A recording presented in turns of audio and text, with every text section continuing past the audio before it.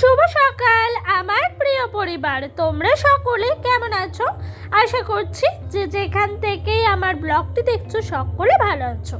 তোমাদের আশীর্বাদ ও ভালোবাসার সাথে নিয়ে আজকের ব্লগটি শুরু করলাম। আজকে হলো বৃহস্পতিবার আর এখন বাজে ঘড়ির কাঁটায় ঠিক সকাল 6:45। ঘুমের থেকে উঠেই সংসারের সমস্ত কাজকর্ম সেরে নিয়েছি।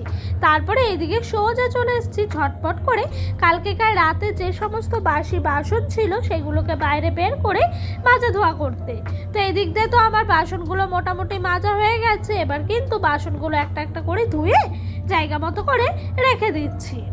জানো তো এই শরতের ছোঁয়াটা এত ভালো লাগে কি বলবো। প্রথমত শরৎকাল এলে তো মনে হয় চারিদিকে যে দুর্গাপুজো ভাব, তার সাথে এই সময়টা এত ভাল লাগে কি বলবো। এখন না গরম না শীত, মানে এই ওয়েদারটা মনে হয় যে সব সময়ের জন্য চিরস্থায়ী হয়ে থাকুক, ক্ষণস্থায়ী না হয়ে।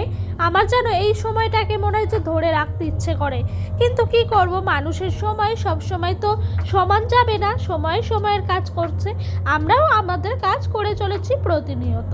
তো ওই দিক দিয়ে আমার বাসনগুলো মাজা হয়ে গেল। এবার বাসনগুলো ঘরে রেখে আসি। তারপরে জানো তো সকাল আজ না ঘুমের থেকে উঠতে পারিনি, কারণ কি হলো, কালকে বিশ্বকর্মা পুজো গেছে, বাড়িতে মোটামুটি কাজকর্ম একটু হলেও বেশি হয়েছে। সেই খাটাখাটনি করাতে শরীরটা না একটু দিচ্ছিল না সকালবেলা উঠতে। তাও কিন্তু উঠলাম বেলা করে, কিন্তু মনের মধ্যে অলসতা না রেখে সংসারের সমস্ত কাজগুলোকে একেবারে স্টেপ বাই স্টেপ গুছিয়ে নিয়ে কাজগুলো শুরু করে দিয়েছি। এতে করে কিন্তু আমার কাজগুলো খুব সুন্দরভাবে সময়ের সাথে এগিয়ে গেছে। আর দেখবা শরীরের মধ্যে যদি ওই যে হচ্ছে হবে হোক না এরকমটা রাখো না, তাহলে দেখবা যেন কাজ ঘন্টার পর ঘন্টা করেও যাবা, কিন্তু সংসারের সমস্ত কাজকর্মগুলো শেষ হবে না। আর জানো তো এরকমভাবে না রেখে ঝটপট করে কাজ করে নিই, কাজগুলো কতক্ষণে করব এই সময়ের মধ্যে এরকমভাবে যদি নিজের মনের মধ্যে একটা রুটিন করে চলতে থাকে না, তাহলে দেখবা অনেক কাজ বেশ সময়ের মধ্যে হয়ে যায়। তো আমারও সেরকমটাই হয়েছে, অনেক কাজ কিন্তু একটু কম সময়ের মধ্যে হয়ে গেছে।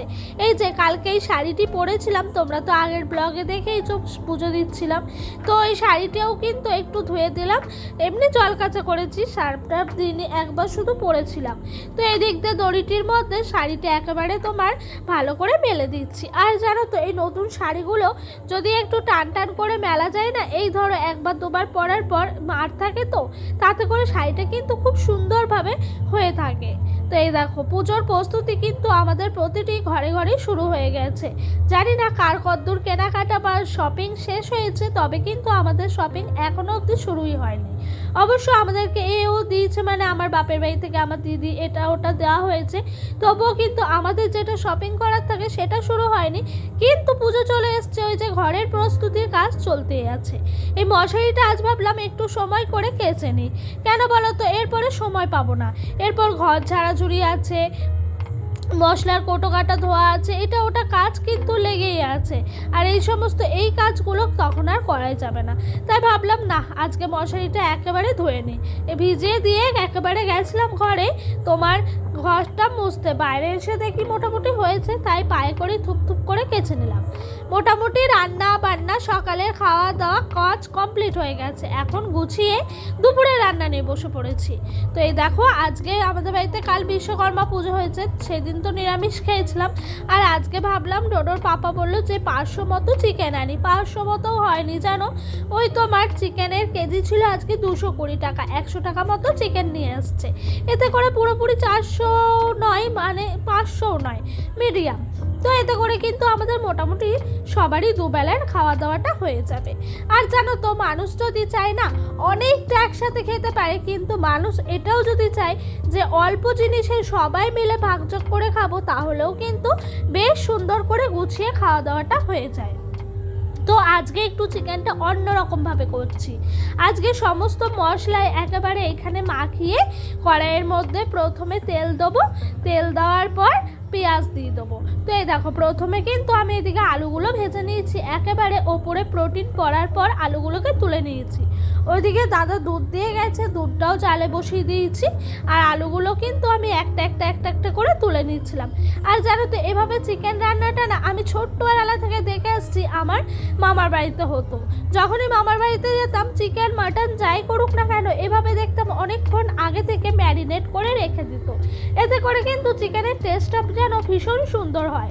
অবশ্য আমি যখন নিজে চিকেন রান্না করেছিলাম তখন আমিও ঠিক এই প্রসেসটাই মেনটেন করে করেছিলাম, কিন্তু এখন জানো তো করা হতো না কিছু দিন, মানে কিছু বছর আর কি, দিন না। তো এখন ভাবছি আবারও এরকমভাবে প্রসেসটা শুরু করি, এতে করে চিকেনটা খুব সুন্দরভাবে নরম হয় আর খেতেও কিন্তু অনেকটাই টেস্টি হয়, খুব একটা খারাপ লাগে না। তো এই দেখো প্রথমে পেঁয়াজগুলো কুচি করে রেখেছিলাম, সমস্ত পেঁয়াজটাই তোমার ভেজে নিচ্ছি। একেবারে তোমার ওই ব্রেস্টটা যেরকম কালারটা আসে না ব্রাউন ব্রাউন, সেই রকম নিয়ে যাব না, তার আগের যে স্টেপটা থাকে সেইটুকুর মধ্যেই আমি কিন্তু আমার ওই যে ম্যারিনেট করা চিকেনটা দিয়ে দেবো। আচ্ছা হ্যাঁ, বলতে তো ভুলেই গেছি, ম্যারিনেট করে রেখেছিলাম যে চিকেনটা, সেই চিকেনের মধ্যে আমি কী কী দিয়েছি, আদা বাটা, জিরে বাটা, লঙ্কা বাটা, কাঁচা লঙ্কা, তার সাথে তোমার রয়েছে পেঁয়াজ বাটা, রসুন বাটা, আর দিয়েছিলাম তোমার একটু পরিমাণে সর্ষের তেল, নুন, হলুদ আর তোমার লঙ্কার গুঁড়ো, এই কটা জিনিস কিন্তু ছিল। তো এটা ম্যারিনেট করে ওই 10 থেকে 15 মিনিট মতো আমি হাতে সময় পেয়েছিলাম, ম্যারিনেট করে রেখেছিলাম। কিন্তু আমি যখন আমার মামা বাড়িতে দেখতাম তখন দেখতাম ওনারা আধ ঘন্টা 40 মিনিট মতো ম্যারিনেট করে রেখে দিত। আর এইদিকে পেঁয়াজটাও কাটা ছিল, সেটাও দিয়ে দিলাম। ওইদিকে চিকেনটা কষাতে বসিয়েছি, এই দিক দিয়ে সোজা চলে এসেছি কাপড় জামাগুলো ভাঁজ করে নিতে। কাপড় জামা বলতে এই যে শাড়িটা সকালবেলা মেলে দিয়েছিলাম, সেই শাড়িটাই কিন্তু শুকিয়ে গেছে। তো শাড়িটা একদম ঘরে নিয়ে চলে এসেছি, একেবারে সুন্দর করে পরিপাটি করে ভাঁজ করে নেবো। আর জানো তো আমার নতুনত্ব বা কোনো জিনিসই ভাঁজ করে রাখতে ভীষণ ভাল লাগে, মনে হয় যে গুছিয়ে পরিপাটি করে রাখাটাই বেস্ট। গুছিয়ে রাখলে দেখবো অনেক জিনিস হোক, কিন্তু গুছিয়ে রাখতে পারলে না অল্প জায়গার মধ্যে বেশ সুন্দরভাবে গুছিয়ে রাখা যায়, এতে করে কিন্তু অনেকটা ভালোও হয়। ওদিক দিয়ে ডোডো খেলা করছে, আর এই দিক দিয়ে আমি কিন্তু ওকে বকাঝকাও দিইনি, এমনি জাস্ট বলছিলাম দুষ্টুমি করো না, খেলা করো, এরকম করে কথা বলতে বলতে ওর সাথে সংসারের কাজগুলো করি। ওকে ছোটোবেলা থেকেই জানো, যখন অনেকটা ছোট ছিল, বাড়িতে যখন কেউ না থাকতো, আমি জানো ওকে কোমরে দড়ি বেঁধেও সংসারের সমস্ত কাজকর্ম করেছি। এভাবেই দেখি বেশ দিনগুলো চলে যাচ্ছে। আর আমার জানো তো মনে হয় ওকে নিয়ে কাজ করে যেটা শান্তি পাই, অন্য সময় ওকে কোথাও রেখে আমি সেই শান্তিটা ফিল করতে পারি না। তাই জানো ওকে কখনো আমি আমার কাছ থেকে সরাই না, সবসময় নিজের কাছে রেখে দিই। একদম ছোট্ট থেকে ওকে বলতে পারো আমি একা হাতে মানুষ করেছি জানো। আমার বাড়িতে সেরকম বলতে আমার মাই ছিল, মা তো বাড়িতে থাকতো না সব সময়, ওকে একা একাই আমি একদম ছোট্ট থেকে মানুষ করেছি, মানে হসপিটাল থেকে আমি ওকে একাভাবে মানুষ করেছি। অবশ্যই এটা আমার প্র্যাকটিস ছিল, আমার দিদির ছেলেকেও আমি এভাবে মানুষ করেছি। তবে মা মাই হয়, মাসিরা মায়ের জায়গায় কখনোই নিতে পারে না, কেউই নিতে পারে না, মাসি কেন। যাই হোক, অনেক কথা বলে ফেললাম বাড়তি। আর এই দেখো এই দিক দিয়ে মোটামুটি চিকেনটা কষানো হয়ে গেছিলো, তারপরে আলুটা দিয়ে দিয়েছিলাম, আবারও ঢাকা চাপা দিয়ে চিকেনটা রেডি করলাম।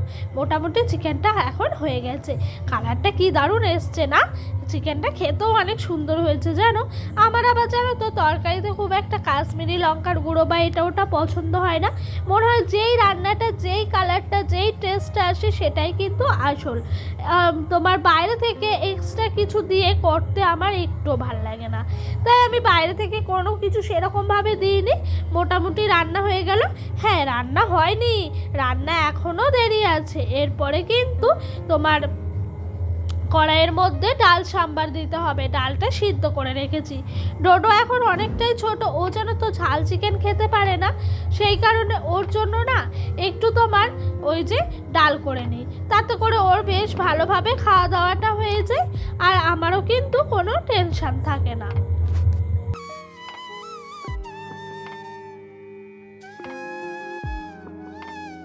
জানো আজ রান্না না সেরকম কিছুই করিনি, কিন্তু রান্না করতে করতে এতটা দেরি হয়ে গেল কি বলবো। চিকেন করতে যতটা না সময় লাগে, চিকেনের সমস্ত কিছু গুছিয়ে পরিপাটি করে রাখতেই বেশি সময় লাগে। যাই হোক, রান্না বান্না শেষ, বাসন কোসন মাজলাম। এদিক দিয়ে ডোডোর দুপাটি জুতো ছিল, সেই জুতোগুলো ধুয়ে পরিষ্কার করে একেবারে এখানে জায়গা মতো জলটা ঝরতে রেখে দিচ্ছি। ওদিক দিয়ে বাইরে ভাতটা করা হয়েছে কাঠে, সেই কারণে ভাতের হাঁড়িটাও ঘরে রেখে দিচ্ছি।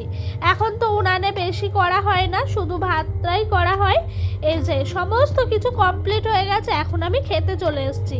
এদিকে নিয়েছি তোমার চিকেন, 2 পিস মতো আলু নিয়েছি আর একটি চিকেন নিয়েছি। আমার আবার চিকেনটা খুব একটা বেশি ভাল লাগে না। আর এদিক দিয়ে একটুখানি মুসুর ডাল নিয়েছি, আর সকালকার একটুখানি বরবটি দিয়ে আলু দিয়ে চচ্চড়ি ছিল, সেটাও নিয়ে নিলাম। মোটামুটি খাওয়া হয়ে গেছে। হ্যাঁ, ডোডোকে এর মাঝে স্নান করিয়ে খাইয়ে ঘুম পাড়িয়ে দিয়েছি। এখন নিশ্চিন্ত, এখন মোটামুটি যা কাজ আছে গুছিয়ে নেবো। এই জামা কাপড় ভাঁজ করা, জামা কাপড় তোলা, আরও সমস্ত কাজগুলো থাকে। কিছু সেলাই করার থাকলে টুকিটাকি সেগুলোও সেলাই করি।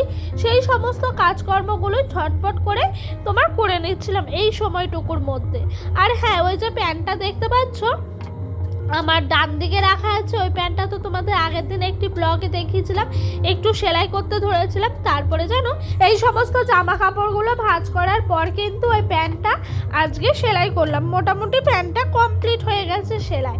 এরপরে না আরও সেলাই করতে হবে জানো। ওই যে কালকে ব্লাউজটা পরেছিলাম না, হুকগুলো এত বাজে করে সেলাই করা, হুকগুলো সব খুলে খুলে পড়ে যাচ্ছে। ভাবছি হুকগুলো সেলাই করতে হবে, তার সাথে তোমার ব্লাউজের কাঁধটাও মারতে হবে। আগে কখনো পরিনি, কাল ফার্স্ট টাইম পরলাম। এতে করে বুঝতে পারলাম যে ফিটিংস অনেকটাই কম করা আছে। তাই ভাবলাম যে না, এটাকে এবার সেলাই করব, তারপরে পরবো। আর আমার যেন তো ফিটিংস না থাকলে মনে হয় যে কেমন খেপি খেপি লাগে। আমি সবসময় ফিটিংস করেই পরতে ভালোবাসি। আর ওই যে ডোডো এখনও ঘুমোচ্ছে, ও ঘুমোলেই যেন সমস্ত কাজকর্মগুলো তাড়াতাড়ি করে হয়ে যায়। আর এটা এখন বলে নয় জানো, ও যখন ছোট্ট ছিল তখন থেকেই আমার মা সমস্ত কিছু কাচাকুচি করে এনে আমার কাছে দিত, তো আমি বেশ ঝটপট ঝটপট করে ও ঘুমোলেই ভাঁজ করে রেখে দিতাম। যখন সি সেকশন হয়েছে দাঁড়িয়ে থাকতে পারতাম না, বসে বসে আমি টুকটুক করে ভাঁজ করে নিতাম। এখন একেবারে তোমার দুপুর গড়িয়ে বিকেল, বিকেল গড়িয়ে সন্ধ্যা, সন্ধ্যা গড়িয়ে রাত, তাই জানলাগুলো বন্ধ করে রাখছি। তো বন্ধুরা, আজকের মতো ভিডিওটা এখানেই শেষ করলাম। তোমাদের ভিডিওটা কেমন লাগলো অবশ্যই বলে যেও। তোমরা সকলে ভালো থেকো, সুস্থ থেকো, বাই।